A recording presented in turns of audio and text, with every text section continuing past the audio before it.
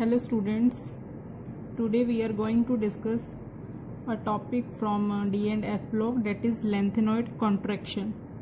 So what is lanthanoid contraction? The steady decrease in atomic and ionic sizes of lanthanoid elements with increasing atomic number is called lanthanoid contraction. Lanthanoid contraction क्या होता है? Steady decrease आता है atomic ते आयनिक sizes, atomic radii भी कह लो इनू तुसी, आयनिक रेडियाई कह लो। इन्हां दे विच कॉन्टीन्यूसली जो डिक्रीज आता है एटॉमिक नंबर दे वधन नाल उन्नू असीं बोलदे हां lanthanoid contraction.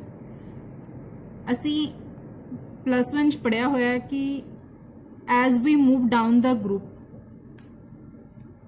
Atomic radii increases, group दे विच एटॉमिक रेडियाई जिहड़ी है वो इनक्रीज करती है जिद्दां असीं थल्ले मूव करते हैं। As we move down the group atomic radii increases. क्यों इनक्रीज करती है?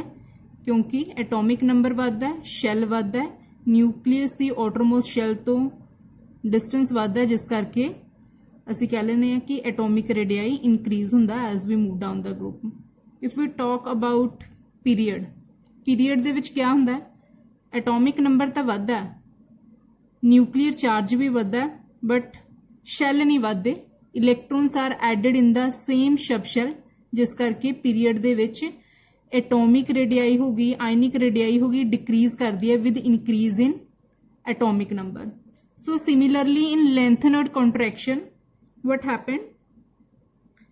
लैंथेनॉइड कॉन्ट्रैक्शन दे विच भी सेम पीरीयड वाली ही गल आएगी, क्योंकि एक सीरीज है, सानू पता है लैंथेनॉइड सीरीज असीं डिस्कस करते हैं तो इन्होंने पीरीयड च अज्यूम करांगे। So in lanthanoid series as we move from one element to another the nuclear charge increases. यही असीं इत्थे पढ़िया कि पीरीयड च असीं जदों मूव करते हैं एटॉमिक नंबर वधदा है तो न्यूक्लियर चार्ज वधदा है। Nuclear charge increases by 1 unit and 1 electron is added. एक एक इलैक्ट्रॉन ऐड हुंदा जांदा है, बट जिहड़ा इलैक्ट्रॉन ऐड हुंदा सेम सब शैल दे विच ऐड हुंदा है, क्योंकि शैल नहीं वधदे। The new electrons are added to the same subshell. वो किहड़े सब शैल ने? 4f सब शैल। हुण जिहड़े 4f सब शैल ने इन्हां दा शील्डिंग इफेक्ट घट है। सपोज करो कि ये न्यूक्लियस है, न्यूक्लियस दे मान लो कि ये शैल ने, ठीक है। हुण ये शैल दे विच जिहड़े 4f ये इनर ने और इन्हां दे 5s या 6s आउटर ऑर्बिटल्स ने, ठीक है। हुण ये जिहड़े 4f सब शैल ने इन्हां दा शील्डिंग इफेक्ट घट है। इहदा क्या मतलब है कि न्यूक्लियस ते आउटरमोस्ट शैल दे विचाले रुकावट नहीं पा सकणगे due to their diffused shape. इन्हां अपनियां कंपलैक्स शेप होने करके इन्हां दा शील्डिंग इफेक्ट पुअर हुंदा है। Due to poor shielding effect इन्हां दोवां दे रस्ते विच न्यूक्लियस ते बाहर वाले शैल दे रस्ते च रुकावट नहीं पांदे, जिस करके न्यूक्लियस जिहड़ा है आसानी दे नाल बाहर वाले इलैक्ट्रॉन्स नूं अपने वल खिच लैंदा ते साइज जिहड़ा है कॉन्ट्रैक्ट हो जांदा, जिहनूं असीं बोलदे हां लैंथेनॉइड कॉन्ट्रैक्शन। सो यही लिखिया see the shielding effect of 4f electron is quite weak due to diffused shapes of 4f orbital.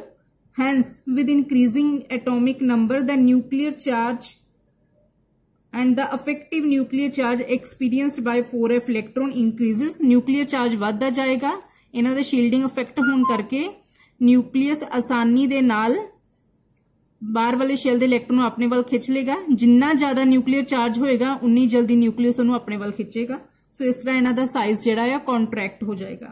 As a result the whole 4f electron shell contract at each successive element and through the decrease is very small. इहड़ा decrease हुंदा है बहुत small हुंदा है, जिस करके इन्हां दे सम नूं सारे डिक्रीज दे सम नूं असीं बोलदे हां lanthanoid contraction. So lanthanoid contraction का कोज की है due to poor shielding effect of 4f sub shell.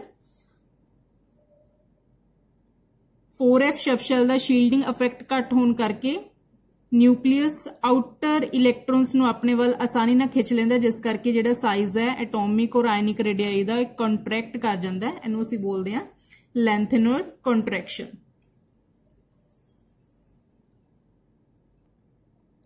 Next is consequences of lengthened contraction. Consequences meaning कि इन्हां दे सिट्टे की है lengthened contraction होने नाल क्या क्या हो सकता है. So first is steady decrease in size. Lengthened contraction करके जिहड़ी ionic radii है lengthened से उहदे विच steady decrease आंदा. So there is a regular decrease in the ionic radii of lengtheners. If we talk about electronegativity, again there is a slight regular increase in the electronegativity of all trivalent ions. Third consequence is resemblance of second and third transition series. Due to lengthened contraction, जिहड़ी second और third transition series है काफी resemblance जिहड़ी है वो देखी गई है कि इन्हां दी chemical properties जिहड़ियां है mostly same ने. So this is also a consequence. Ionic radii इन्हां दी atomic radii वो भी सारियां same ने due to lengthened contraction. Next is similarity among lengtheners. Similarity among lengtheners means because of very small change in the size of the lengthened ions in lengtheners, their chemical properties are similar. So if their chemical properties are similar, it's very difficult to separate. So their separation become very difficult. Many methods are used, mainly fraction crystallization or ion exchange techniques.